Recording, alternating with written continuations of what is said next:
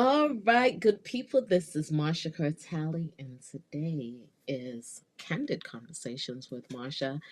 I want to talk about nutritional healing on this episode of Candid Conversations with Marsha. And the reason for this is I feel that when it comes to our human experience, it's necessary for us to do things that facilitate our overall well being in order for us to live the best life you want to live and have a quality of life, vitality to the best of our abilities. Now, of course, there are times that we cannot avoid certain things happening to us. There are things that happen accidentally, and there are things that happen hereditarily, if that's a word. But, there are some things that are already in our DNA, and some of us may trigger that from stress related issues, from the environment that we're in, the conditioning and the subliminal messages that are coming through at us constantly, the habits that we were formed, the cultures and traditions we were born into. And sometimes we are predisposed to certain ill health because of a variety of different factors. So, today, when I talk about nutritional healing, I'm talking about how we can use food like it was intended to be used for the nourishment of our bodies and the healing of our bodies. Again, we are spirit with a soul traveling this human experience in a body. And for us to travel well, our bodies have got to be healthy and vital and happy. So, if we were to liken our bodies to a car, to a vehicle, when it comes to the physical vehicle that carries a person or persons from one place to another, we are fully aware of the importance of ensuring that the engine is running well, that there is fuel in the car, all these different parts and functions that makes this car, this vehicle operates optimally for the journey. We ensure that good drivers do that. And even if you have an electric car, you have to be mindful of what you do to the car. And the same is true for our bodies. We have to be very mindful of how we treat ourselves because ultimately what we do and how we do it is going to contribute to how well this body drives, how well this body travels. Hello, Cash. Thank you for joining me today. And so, today, when I talk about nutritional healing, again, it's about us using food as it was intended to be used. Now, yesterday, I was having a conversation in my WhatsApp group, Candid Conversations with Marsha. And in that, we were talking about alcoholism, and we're talking about how alcohol has really contributed to some awful situations in people's lives. Awful. And then we think about as awful as alcohol is, it is legal, and a lot of people do turn to it. And the question is why? Why is it that so many people turn towards alcohol for a variety of reasons? So, like if we go out, for example, to a social event, it's very unlikely that people are not going to be drinking. And if you choose not to drink, someone's going to look at you sideways. Like, as a woman, is she pregnant? It's probably one of the first questions. Um, and that's a good question too, Cash. Why is it legal? That is a good question. Why do we think so? The question was twofold, really. On one hand, it's why is it legal? Why is alcohol legal? And then why do we turn to alcohol to help us deal with all of these things? Yeah, I do think it comes down to profit. A lot of it comes down to profit, because people do benefit. Thank you, Facts Porcupine podcast, for joining me. A lot of people do benefit from people's pain, from people's demise.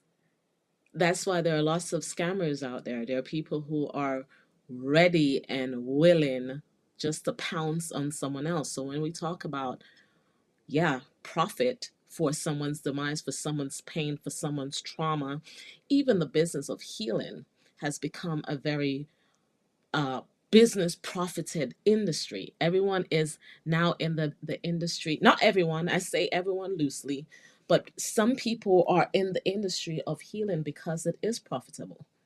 Because we know there are a lot of people dealing with ill health and unwellness and anxiety and depression, and someone is out there to profit from it.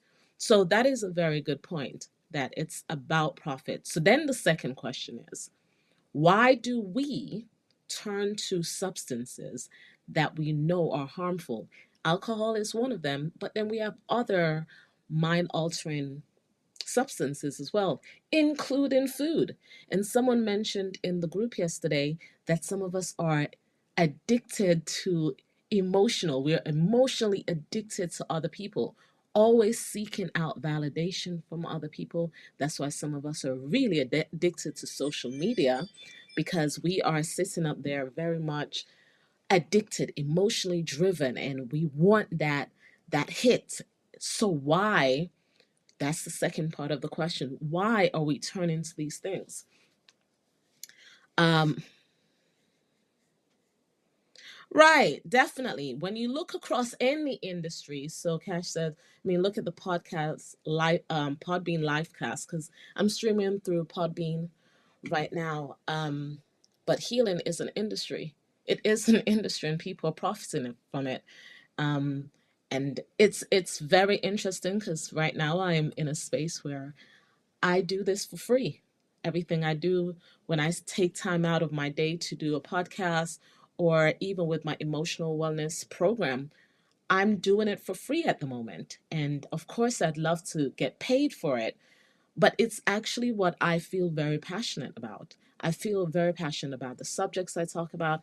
So while I'm doing it for free, there are tons of people doing their podcasts, their programs, their courses, their sessions, their workshops for pay. And I'm not saying they shouldn't, because I want to be paid too. But I do know, because it's so profitable, there are tons of people out here who may not even be qualified, who's not passionate, who do not have the right intentions, but they will profit from it. And so people who do have the right intentions on all of that, they too need to get paid. But some of us, we are okay doing it without pay. Um, but yeah, it's a profitable business for sure, for some people. Not for me just yet, but for some people for sure. Um, so I think it's good to break down the feeling that drinking can cause. So, what feeling do you think people get when they drink? For example, I know that some people, they like that liquid courage. They like when they go out into social environments and they may not be able to engage in conversations or just be as relaxed as they want to be, sometimes they will drink for that reason. And I share that when I go out now, I'm naturally an extrovert, and I actually like just chilling and having a good time. I like to dance. So if I'm in an environment where I can dance, I'm going to be dancing all night long. I don't need to drink. I need water, but I don't need to drink. If I'm in a sometimes, like if I'm in a romantic situation and I want to relax, I may have a glass of wine. I may do something. Now, there were times, yeah, when I was out socially, because that was the acceptable thing to do. Now it's different for me. I don't drink. I don't need to. I don't want to. But I do understand the feeling that comes with it, like Hash asked. There's a level of courage that people get, that liquid courage that people get for sure when they drink, they do things. And that's why people do some of the worst things when they drink, get behind the wheels, because, or get into fights, all of this. It's that fake courage. It's this boost of ego and adrenaline that you feel like I'm on top of the world. I can do anything. And you do some crazy ass stuff that could end your life or someone else's life. And I'm not just talking right there and then, because what may start out as you just being social becomes a habit. And before you know it, you're addicted and you cannot do without it. And then it becomes super problematic. That's where it's an issue now, because something that started out as just light fun has now become an addiction. And so I was talking about that. Um, yeah, lots of people are not as outgoing. That is true.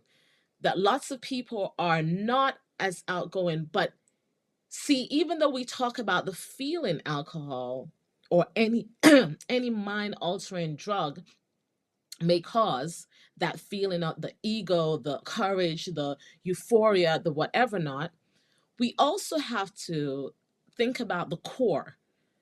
Why do we need those things to get that feeling? And that's for anything. So many of us chase different things. We want a bigger house, we want a bigger car, we want a better spouse, we want a this, that, we want to travel here. And I'm not saying people should not have those desires or want to do those things. But we also have to become very self aware to pay attention to why do we need those things? What is it that those things are filling within us? What void is it filling? What is it mending? What band-aid is it what is it covering? Is it a band-aid for something else? Essentially is what I'm saying. Like, is it just covering something else that's there? Is it really just mildly trying to address a secret or a hidden part of us that we're not ready to expose yet? And some of us don't know that. And that's where reflection and self-awareness is needed. And that's when, if you can't do that by yourself, you may need an emotional wellness coach like me. You may need a therapist. You may need someone to help you identify what is causing you to need those substances to feel good, to feel the feelings that you should have without them. Because let's be clear, you should have those good feelings without depending, operative word, without depending on substances. So when you say that is a technical solution that is suggested to everyone, tell me more about that. What do you mean by the technical solution? Because yeah, you're right. We do say, and sometimes it sounds so cliche when we tell people, go ahead and become self-aware, be reflective, find a therapist. And it does become cliche. It sounds like blah, blah, blah, wah, wah, wah. I've heard this before a billion times. We can't not say that, because that is a huge part of the solution. Just like with AA, for example, one of the first steps they talk about, if not the first step, is acceptance. You can't accept anything unless you recognize it as an issue. You can't accept it. So that is, and in order for you to be able to accept it and recognize it, you have to be aware. And that awareness comes from you knowing yourself and being, and that's where the self-awareness part comes in. Yeah, so very good point. So it's a great solution to do that. Is that what you mean, Cash? Let me be clear. Are you saying it's a great solution to suggest that people need to be self-aware and reflective and find therapy, but not everyone looks at the problem the same way? Is that what you're saying? Right, right. A lot of people, exactly. A lot of people do not recognize a problem as a problem. We don't, and the reason for this, there are people who are brought up in certain cultures, and I said this at the very intro. They're brought up in certain conditioning, right? When we came into this human experience, we came as, I'm going to say, as a blank slate. Some people do believe we came as a reincarnation. I don't know much about that, so I'm not speaking on that part, but even on that level, Say we came here as a blank slate. What we do know is that our families and our friends and our environment and our schools and the government and religion and a whole bunch of things around us affects what we believe about ourselves, our environment, and the people around us. It influences our behaviors. All of those things have a way of shaping us, right? It kind of sculpt us into becoming a product of that environment. Some people are in environments where using substances to feel that good feeling, to become courageous, to be socially accepted, because that is also true. Some environments you cannot go into a social environment without drinking. That's, it's a norm. You come, I live in the UK now, and it's normal for certain people, certain age of children, to be drinking. And it's mind boggling to me, because what? No, unacceptable. But when you live in that environment, and I'm not criticizing people's cultural upbringing and things, but I am saying that there are some things that we were raised believing is okay is not okay. Is that fair for me to say? Um, yeah, I moved from Texas, so I'm technically, one of my nationality is American. So I mean, if now, I mean, it's tricky, right? Because I'm a black woman, my people are from the African diaspora, and certain cultures and traditions we don't even know about because those were taken, and we still have to relearn certain things. So it's tricky when you say to someone, that culture, what you're doing might not be okay, even though you were raised believing it was okay. I think you as a person realize it's not okay eventually. And that, again, even though this may sound cliche, this is where it's necessary. Self-awareness comes in. You may be in a environment where everybody does it a certain way, but something within you, it just doesn't sit right for you, or it's not working for you. Like you might pay attention to the people around you, and you realize that actually it's not even working for them. They're just doing it and doing these things, but it's not working for them. So actually, maybe we need something different. Maybe we do need a change. So it is tricky, because an external person may not be in the place or the person to say, hey, what you're doing is not okay. The way you're raising your children is not okay. Someone from the outside, it may be trickier for that person to say, but sometimes that's what is needed. Sometimes that's what it's needed. And you are going to, it's like if you are in a cesspool and that's all you know, you're not going to know it's a cesspool until someone introduces you to something different. And that introduction may come through you reading a book. That's what happened with me. I started reading. When I went to high school, even in Jamaica, high school, college, university, when you start going to places and you realize actually there is another way of doing what I've thought to be been the only way. Because that's the thing too. It's not that it's not okay, but you might have thought that's the only way. The only way for me to address my problems is to drink them away, not talk about them, don't cry, man up. That might be the only way you thought was to handle situations, because that's all you knew. That's all you were taught. That's it, until you're exposed to something else. Now, how do you define needed? And in the context of me saying, um, I'm trying to remember what I just said, Cash. In the context of me saying that, what did I say? Why did you say that? In define needed? But in general, when I say, "Oh, you want to," yeah, sure, come on in. No, no, put the invite back, Cash, so you can talk. It'll be easier that way. Yeah, it'll be easier if we talk. But in the context of needed, this is a good point because All right. Hello, again, Marsha. Cash, and you're a speaker now. The It's not just about, even though I'm saying this again, it sounds like it's a cliche, right? To say be self-aware.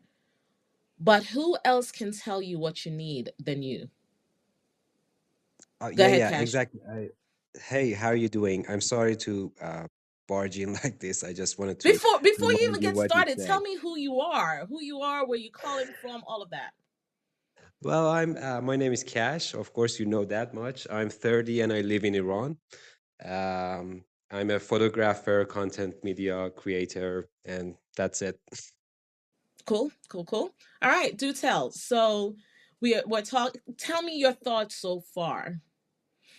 Well, I'm really enjoying your cast. First of all, I need to say that, and thank you for your how can I say it? You cannot find a lot of useful content in Podbean, unfortunately, but you are talking about something important and it dragged my attention. So I just wanted to thank you before saying anything. And Yeah, thank you you. said, oh, you're welcome. And you said you need to tell somebody if, for example, they are upbringing their child in a not correct way. When there is a need to tell somebody they are doing something wrong, you need to do that. And my question is, when is that? I mean, when is it appropriate for us, any of us, to intervene in any other person's lifestyle or culture or anything to say, for example, what you're doing is wrong? And I had to think about this while you were talking. I think when it becomes appropriate is when you know enough about that person's culture and that person's lifestyle, and you have something to offer them in context of their cultures and tradition and all of that, where you're not trying to disrespect their cultural upbringing or their traditional upbringing. You're not trying to disrespect it or disregard it, but what you're offering is not even telling them to change or even telling them that it's wrong, but offering them an alternative. Because again, I think sometimes when it comes to customs and cultures and the way that we do things generally, the way that we eat, the way that we drink, the way we communicate with people, the way we build community, it's about us thinking there is only one way. And in some religions, that's what people are they're taught. They're literally explicitly taught there's only one way. And so, if you see something as an outsider, first of all, it's important for you to know what you're talking about in the context of, do you know enough about that person's culture, their traditions, the way they do things? Do you know enough about that to offer an alternative? There's some things I cannot speak on and will not butt my mouth into because I don't know enough. But then there are some things that I think it's just universal. If I see someone beating the crap out of a dog, even not even a child, because sometimes we talk about children, you're not supposed to do that. I don't care which tradition, culture, where you come from. You're not, there's a line. I'm not going to tell you not to use corporal punishment, so I'm not even going to say that, because there I understand that there's certain cultures that do use corporal punishment, but I have enough sense to understand when corporal punishment is really abuse. I have enough sense to know that you are hurting this child behind beyond discipline. I have enough sense to say that, and in those contexts I can step in and say, yo, not acceptable, not okay.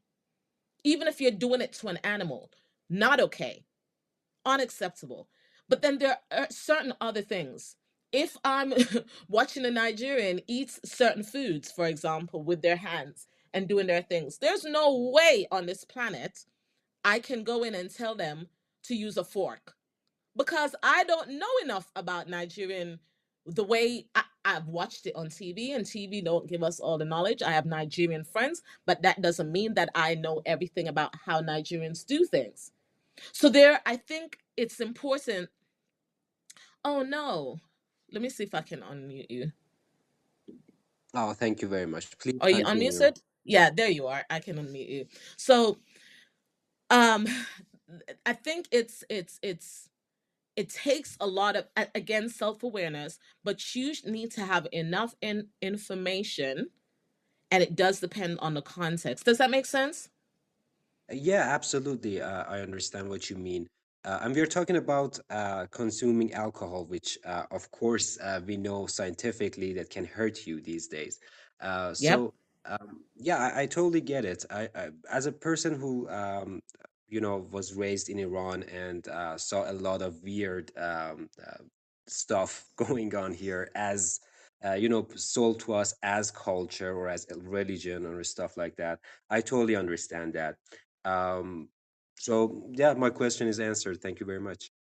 You are most welcome. I really appreciate you engaging with me in that. And that is a strong point because, again, like I said, now I live in the UK, and there are Mm, certain mindsets around alcoholism and drinking from a very young age. And it's not just here in the UK. Like you said, in Iran, I wouldn't have known that, but thank you for sharing that. In Iran, and there are certain places in the Caribbean as well. If you're a boy, it's different with a girl. But if you're a boy, they might want to shove a beer in your face or a Heineken in your face or whatever at a certain age. But and we yeah. grow up thinking in the Caribbean, rum is a big thing. It's a Mm, huge thing. Drinking rum is huge. So to tell a Caribbean man not to drink rum, it's like what? It's you can't really do that, but you have to. As a Caribbean woman, I can talk to my people and say, hey, yeah, we like our rum. It makes us feel good. It tastes good in our food, but we have to do these things with limitation. We have to mm, do these things with boundaries. And this is where science backs it up as well. Like you pointed out, Cash, science is saying, actually, this is harming your body. This is what it's doing to you.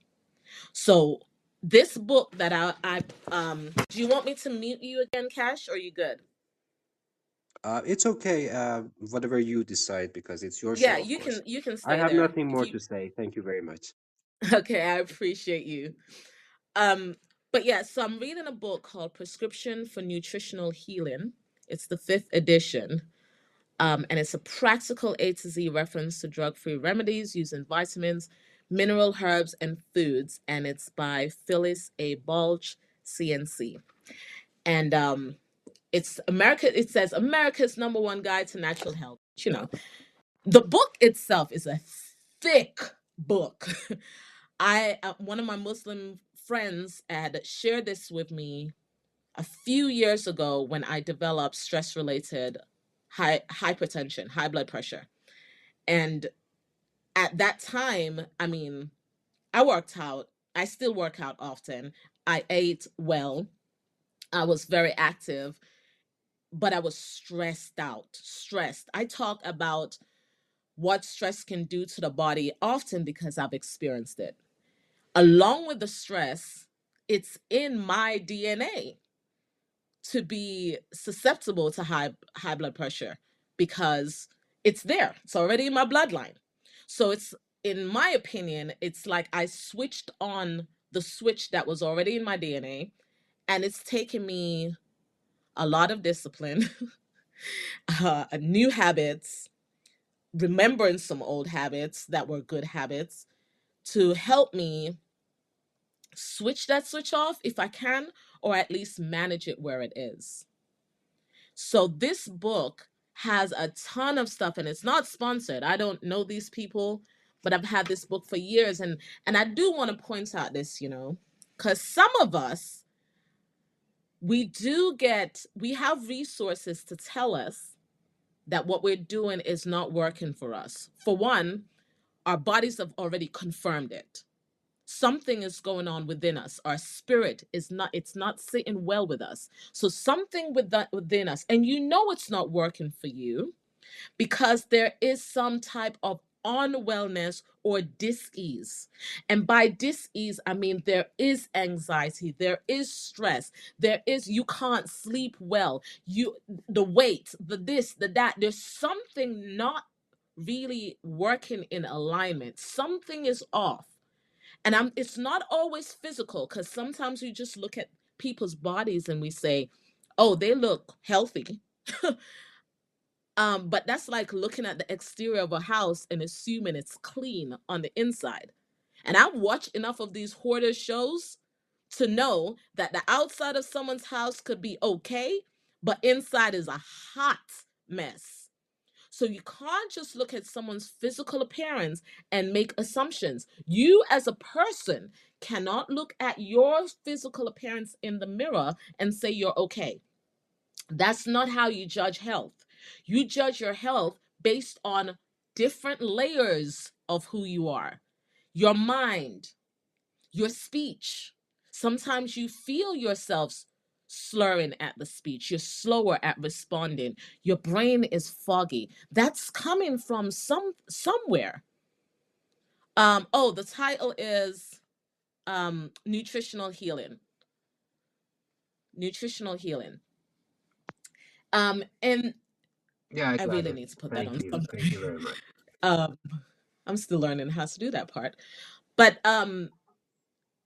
yeah, so you have to pay attention. So this again, although you're welcome, Cash, although it sounds very cliche, although we hear it over and over and over, and I try to stay away from buzzwords because I know what happens psychologically. It's like you hear them and you kind of just glaze over it because you've heard it so many times before. So it's kind of, it loses the essence of what you're trying to say. But being aware of self does mean you can pay attention to when something is off.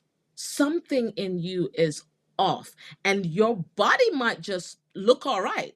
Because, see, the thing is, the body is pretty resilient to a certain point. It will take you. That's why when we were younger, we ate whatever, anything come to our face, we put it in our mouth, and we were good to go. We were still out here. Yay, yay. Let 30 and 35 come. Nay. It's not working out the same way because your body, just like, think about a car. After a certain mileage, or not even the mileage alone, but how you've been using that car over time. Right. We do it automatically. That's true. So it's like how we do it when we're younger, we just, go in with it, just like a new car. You get in the car, you're like, I'm out. You're speeding. Oh my gosh, the amount of tickets I got, Lord, in Texas, because we have those big old highways, and I was in South Texas. Whoo, child, the speed. And then I got a motorcycle. Oh, the speed. And I love speed. Now I'm much older and I'm in England. Not so much. Plus, the speed limit is way lower. So, and the roads are much smaller and curvier, and just, I can't speed. There's just no way.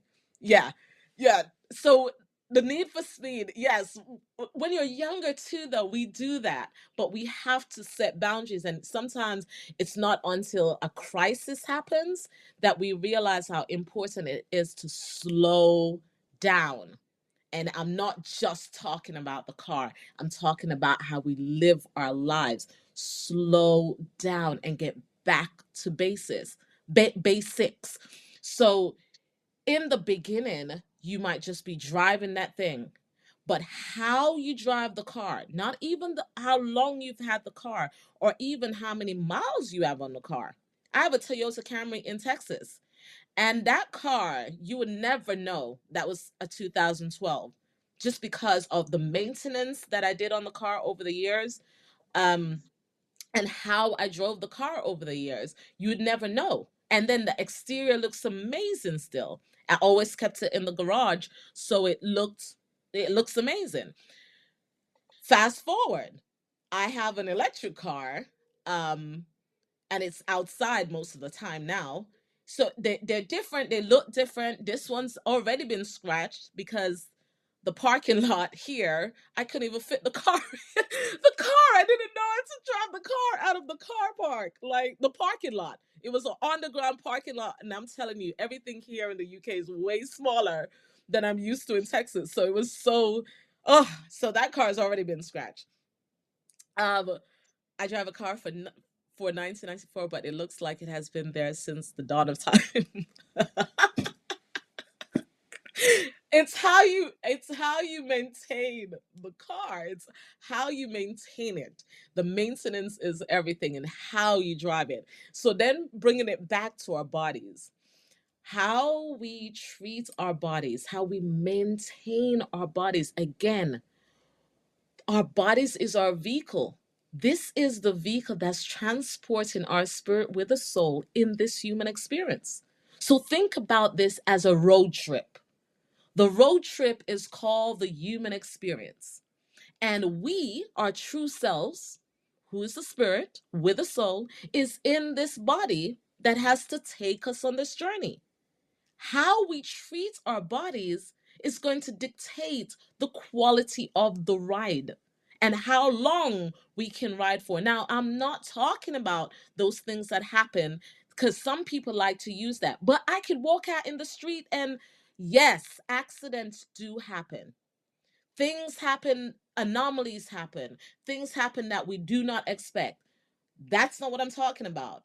We can't, we have no, zero, and well, some of us do have control in avoiding accidents. We do. And that's another conversation too. But again, self awareness or awareness of our environment. So some of us can avoid accidents, but we're not talking about that because, yeah, those things do happen. What we are talking about is how you, the things you have control over.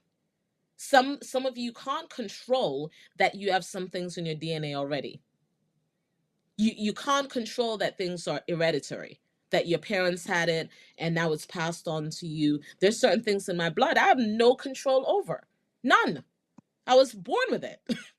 What, nothing, I can do nothing about it. And I don't want to. The only thing I can do is ensure that I'm treating my body well, my spirit well, and my soul well. I am facilitating the healing and the well-being of all of me, of all of me, right? So some of us are pretty religious. We go to church, we go to these different temples, and we are religious. And somehow we separate the fact that we need to take care of our bodies with how well we need to take care of our spirit and our soul. And we absolutely need to take care of all of us. So when I was looking back at this book, and this is what I was originally saying here, is that I've had this book for years and I have not used it as a resource. So some people are lacking accountability and not taking responsibility for using the resources that they have available to them to better their lives, to maintain their bodies well, to elevate their vibration or their frequency, to just be better people. Some people are not using the resources they have. They might have bought the book. The book is collecting dust on a shelf somewhere or somewhere they can't see it. They have might have gone to a course. They may have done some things and they forget about it. They don't apply it to their lives. They just carry on in the same habits day in, day out. And those are the core things we have to talk about because there's a reason that you know something is wrong and you know you need to make a change, but the effort to make the change is too great. So you just rather deal with what's wrong. You'd rather sit in the problem and go that direction instead of putting in the work to create new habits, to create new mindset, to discipline yourself so you can create a better quality of life, a better human experience, so you can travel a lot better in this human experience. You would rather, I guess, Cash, I'll ask you this so you can pitch in on this. Why Sure. do you think people when they realize there is a problem, so say alcoholism, for example, say addiction to food. You watch 600-pound person, and they keep eating, they keep eating, they keep eating, and the people around them keep feeding them. I'm like, oh my gosh, can you please stop? Hmm. But they keep feeding them, so they realize there's a problem. They're not oblivious at Uh, this point, they're fully aware. However, when you watch these shows and you observe these people, instead of putting in the work, it seems to be easier just to stay there, keep eating, keep eating, keep drinking themselves silly. What do you think? Why do they do that? What's going on there? well, I think it is easier to just keep on doing what you are used to rather than trying to develop a new kind of discipline for yourself. Mm, I would definitely agree with that, because you've already created that habit. Because see, that's one of the things I don't think we understand. Whatever we do is creating a habit. Like the habit's either going to be for your good or not. It's either going to serve you or it's not going to serve you. But whatever you do is creating an outcome. It's like recently I recorded um an episode. I was just talking because I was sitting at my desk and it hit me about the duality of manifestation. Because every time people talk about manifestation, you can manifest the world that you want to live in. You're doing it anyway. The only thing is, people think that when we talk about manifestation, it's just the good things that we manifest. No, ma'am, no, sir. You're also manifesting the negative things. Because whatever you're constantly thinking about, but more importantly, those thoughts become your words and your actions, and then your habits, they are creating your destiny. They are creating the outcomes for your life. They are creating what you live in. So you are manifesting that. So we have to pay attention not just to the good, but also the things that we are creating that are not so good.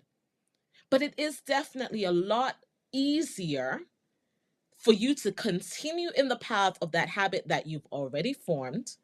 You're familiar with it, you're used to it. You know what? You've been there long enough that you know how to navigate it. You know how to figure out this. Yeah, it's a problem, but I can work myself through it. I can. And then the unknown of, okay, this says it's going to be better. If I do this, this says it will be better. But I don't really know. Plus, it's hard. And who's going to support me? And I might lose that husband, because with the 600-pound shows that I always watch, I don't think I've seen one person who was single. They all had a partner or someone who was there feeding them. And I'm out here like, I can't find a man anywhere. I'm kidding. But it's one of those things where it's like, there is always someone there to feed you, but it becomes a lot lonelier when you decide, hey, I'm going to make a Uh, change. So I'm sometimes sorry, people don't want Marsha. the I risk. really, I'm sorry to cut you like that. I have to go, and I just wanted to say thank you for having me. No problem, Cash. Thank you so much for being here. I appreciate you. Have a great Thank day. you very much. Have a good one. No problem. But yeah, it's one of those things where it's easier. And thanks again, Cash, for showing up. I really appreciate you. And shout out to That's Porcupine Podcast. Don't know what they're about, but they're here, and they've supported me today. So shout out to you. Thank you for showing up. And if any of you are listening and you want to join in the conversation, feel free to do so. I'm okay with that. But yes, it's definitely harder when you decide to change your path and to do something different than what you're accustomed to, what you're conditioned to do, what you were brainwashed into believing. It comes a point in your life where you have to be real responsible for even your beliefs. You have to question: are these beliefs serving me? Do you have to? This is a part of the growing up. When we were younger, we were just in a rush to get older. for different reasons. For me, it was I wanted to escape some of the things that were going on in my life. And I wanted to be an adult because I felt like I would be able to be in more control of my life and I would be able to stop some of the abuse that was happening. And so I wanted to be an adult. And now I'm an adult, I realize, and I do take it seriously, and I have been taking it seriously for a long time, that I'm responsible for my life. I'm responsible for the thoughts that are in my head. Now, I'm not responsible for all the thoughts that get into my head, but I'm responsible for the ones that I allow to stay there and fester and grow. And I am responsible for the words that come out of my mouth and the food and the things that I put into my mouth. I'm responsible for what I surround myself with, the people I allow in my circle, and who I allow to speak into my life. I'm responsible for that. I'm responsible for my actions and my habits. I'm responsible for how I treat my body and my spirit and my soul. I'm responsible for the people I allow to suck my energy from me. I'm responsible for those people who I continue to not set boundaries for and just let linger in my life. I'm responsible for the habits that create my destiny. I'm responsible for that part. And as adults, I don't think we always weigh up, or we don't always consider when we were much younger that as adults, there's going to be more responsibility than just paying bills. Adulthood is definitely about, Lord, is it about paying bills? My Lord. It's about working and paying bills, but there is more to it than that. We also have a responsibility to be caretakers of ourselves, of our mind, our body, our spirit, our soul. We have to be caretakers. We have to nourish our bodies. We have to nourish ourselves, our overall selves. We have to nourish and care for. And so I'm looking at this book as we are about to close out in this last 10 minutes. And the book starts out, I mean, it has a lot of stuff. Just on high blood pressure alone, hypertension, because that's personal to me. It has about 1 to 5 pages. No, 1, 2, 3, 4, 5, 6 pages on hypertension. And I'm talking about both sides, half of the page each. Like, it's a big book, it's a lot of stuff. And the book explains what hypertension is, how it works, and it tells you the nutrients that you need. Now, I can confirm that my doctor, when I saw my doctor, she was a shout out to her. She was a different, she's one of the only doctors I've ever had like this. She's a Chinese woman from South Africa, but we really resonated with each other. We clicked. She could talk to me like straight, and I receive people like that very well because I'm a straight talker. I don't like all the, and she was very good. We were very good together, but I can confirm she did tell me that I should take calcium, magnesium, and potassium. And the book does mention that, and it gives you the suggested dosage and it explains what it does. So, like calcium and magnesium and potassium, um, they said that deficiency to these nutrients have been linked to high blood pressure. If you take cortisone or high blood pressure medication, take extra potassium to counteract depletion of this mineral. So that is something, the potassium, I take calcium and magnesium, but I try not to take supplements every day. But I am going to get better at even that, like with the potassium. Then there's CoQ10 that I was told to take as well, and the book talks about it. And it improves heart functions, works effectively to support immune system detoxification of dangerous substances. It talks about essential fatty acid, like from flaxseed oil. Garlic. Oh, goodness. I didn't even know about garlic. Wow. Because I eat garlic a lot. I'm a garlic fan. It says 2 capsules 3 times a day. It's effective in lowering blood pressure. L-arginine, L-carnitine,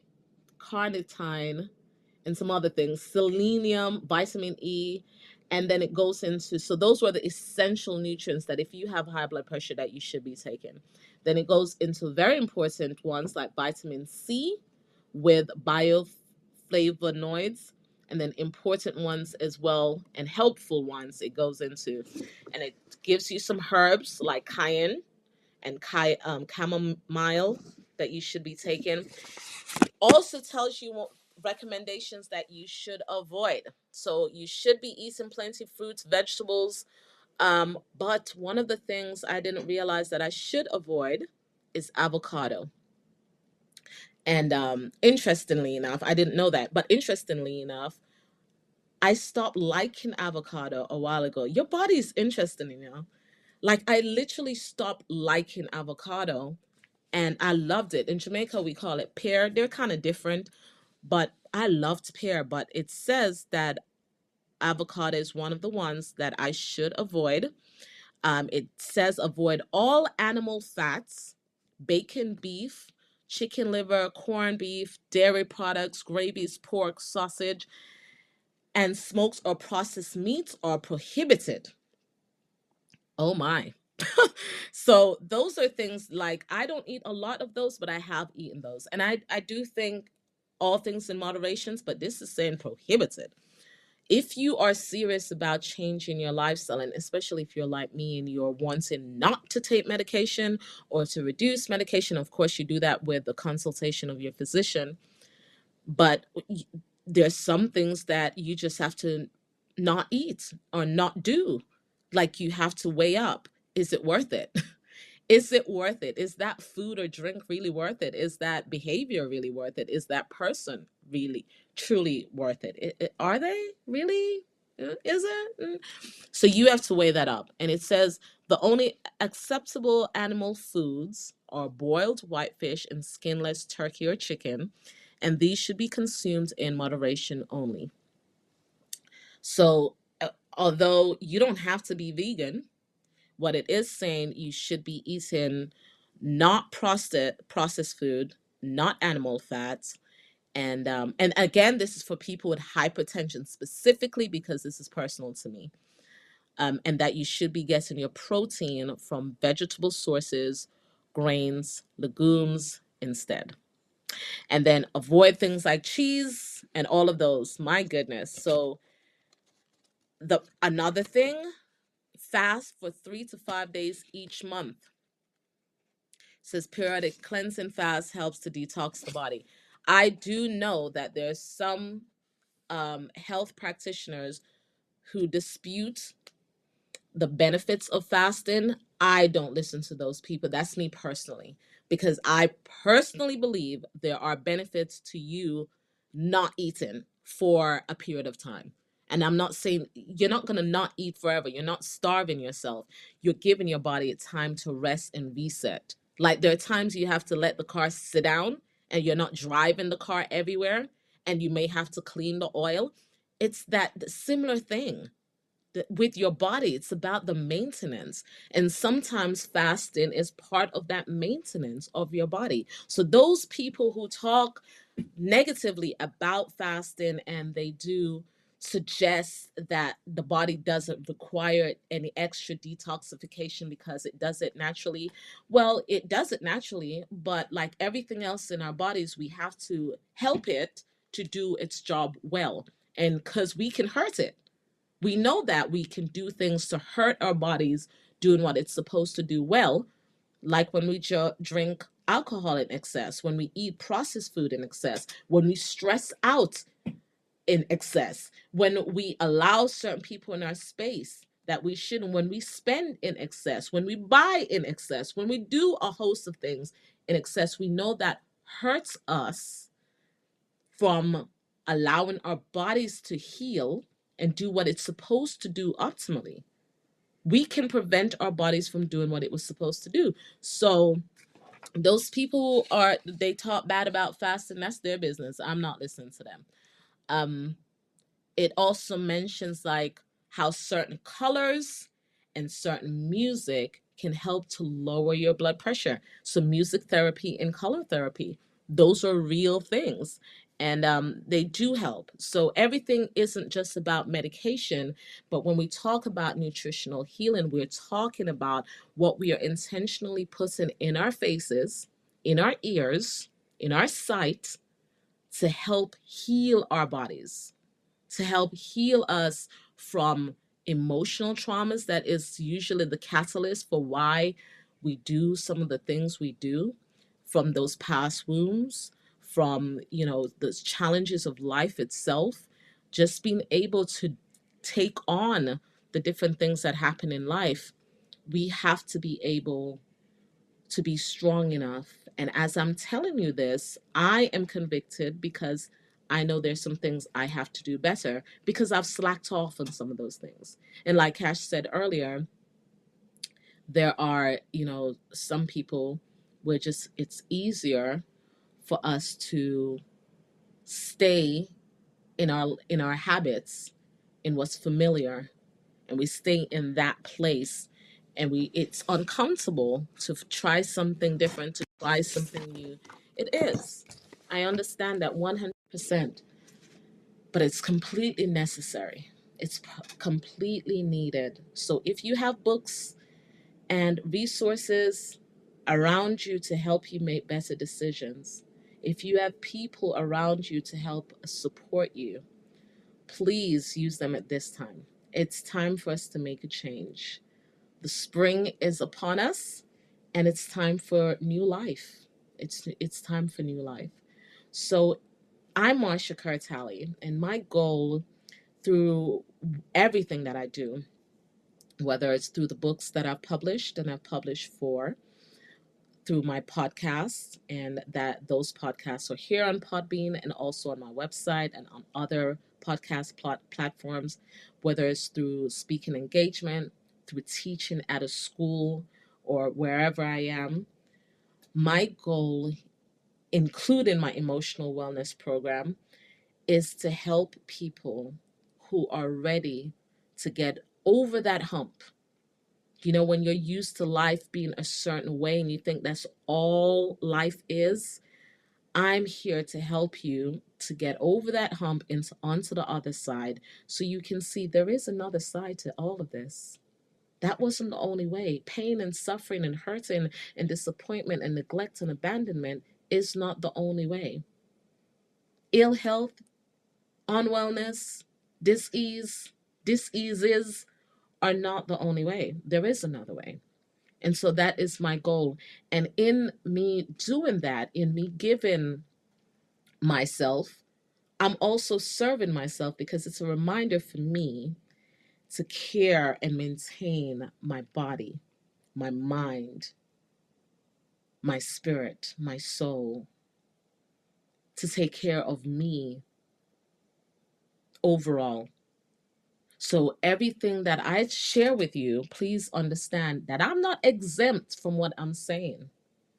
I'm in it with you too. I'm the embodiment of the work that I do, which means the work that I do starts with me. I'm my first client. So if you're looking for an emotional coach, you're looking for a life coach, you're looking for someone that can help you spot those blind spots you cannot see, or to just be there so you can talk through some things and get the solutions for yourself, or to help you put a plan together, schedule a discovery call with me. And you can find that on my website, marshakertalley.com, and that's under the About section. And then we can talk from there. So I am wishing you the absolute best in all that you do. This is Marsha Kerr Talley. Bye.